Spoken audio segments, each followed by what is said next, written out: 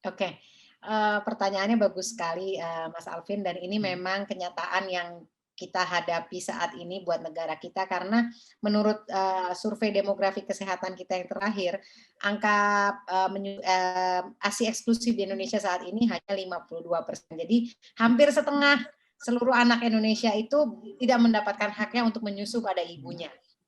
Dan ini tragis sekali menurut saya, karena, mmm menyusu itu sebenarnya tidak bisa dipisahkan dengan proses, reproduksi seorang perempuan dan anaknya gitu.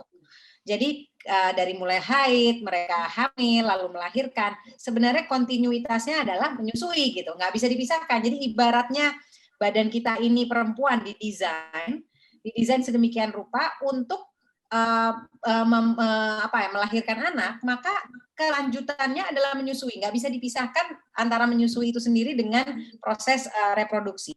Namun sayangnya,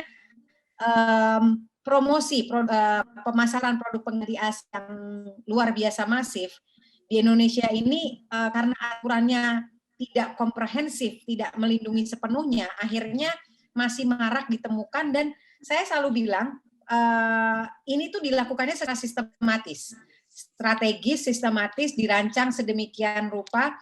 membuat ibu-ibu tidak berdaya pada badannya. Ibu-ibu tidak percaya pada dirinya sendiri, kemampuannya untuk menyusui anaknya, memberikan asupan buat anaknya secara sistematis dan masuknya itu dari berbagai sektor.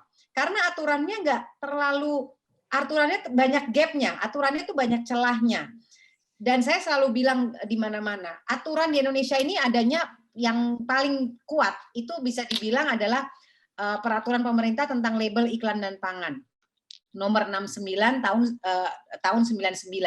Udah lama sekali aturan ini. Di situ jelas tertulis bahwa promosi atau iklan susu bayi 0 sampai 1 tahun tidak boleh ada di media massa. Tapi ini udah outdated dan udah dari tahun 99 gitu. Udah harus ada yang baru yang lebih luas cakupannya karena promosi formula ini sekarang memang bukan formula bayi doang yang dipakai, formula pelanjutan untuk 1 tahun ke atas, formula entahlah apa dari nenek-nenek juga ada formulanya, hamil ada formulanya, susu bubuknya. Itu luar biasa masif promosinya sehingga orang tuh berpikir kalau nggak minum susu tuh kita nggak hidup gitu. Kalau nggak ngudek-ngudek susu di rumah tuh kita nggak akan survive gitu. Tulangnya akan keropos semua, anak tidak akan tumbuh tinggi. Padahal nggak gitu juga ya kan dokter Tan? Paling gemes kalau udah ngebahas itu.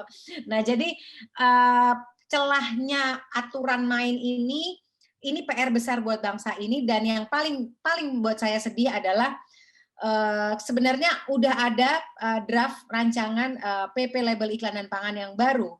Tapi konon kabarnya sampai detik ini belum disahkan karena alot di pasal mana Mas Alvin? Pasal tentang cakupan susu untuk bayi karena setahu saya Kementerian Kesehatan berusaha mempush supaya tercover 0 sampai 36 bulan sesuai dengan rekomendasi resolusi WHO tahun 2016 tapi katanya alot karena ada permintaan-permintaan dari beberapa pihak untuk tetap di Mhm. 0 sampai 1 tahun. Jadi benar-benar lobbynya makanya saya bilang secara sistematis, strategis kemana-mana dari banyak sektor mulai dari kesehatan sampai pendidikan tinggi semua dimasukin multi layer dari mulai sampai pemerintahan daerah semua diserbu oleh industri. Ini yang menurut saya PR besar buat kita. Terima kasih sudah nonton.